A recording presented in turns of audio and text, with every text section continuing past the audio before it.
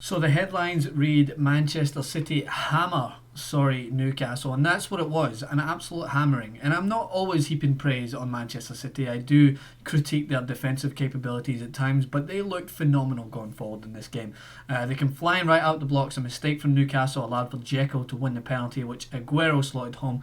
Check out the golden link below. Otherwise, I'm going to stick around because I'm going to tell you exactly what happened. And from then, Manchester City grew in confidence, and I've been talking about Nasri finding that form that he had at Arsenal, and that's essential for them because he, for me, was one of the best players in the Premier League when he focused on attacking, and he's good when he gets in tight spaces. And once again, ball breaks to him in the box, he follows that late run in, not tracked, and he puts the ball in the top corner. And Nasri, for there, him and David Silva were pulling the strings for me in this game, just with the assurance that Yaya Toure and Fernandinho have that partnership a little bit better than maybe Fernando and Fernandinho. The players just grew in confidence, and obviously when I'm thinking about this, I'm already thinking about Barcelona because it's a huge game in the Champions League, but of course Yaya Toure will not be playing, so they'll have to try and make sure to play with that same confidence without having the big man there in the middle.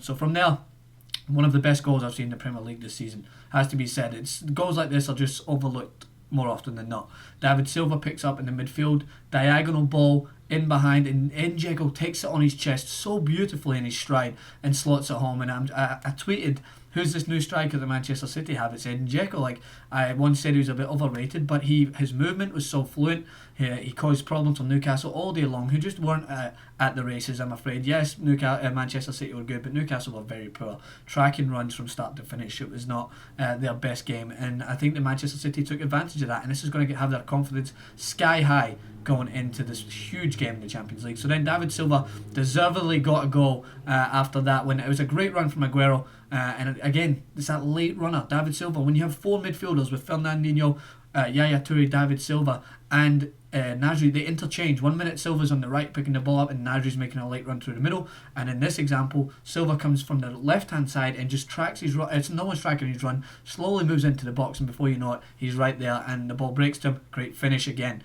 And then the next finish for me is what Manchester City do well. I talk about Real Madrid and how they're great at small passes and tight areas, and Man City do that. But then at the switch of a button, they can have a diagonal pass right in behind, like the one for Dzeko. This time Aguero's on the end of it, and he chests it into the oncoming run of David Silva, who bullets it into the bottom corner.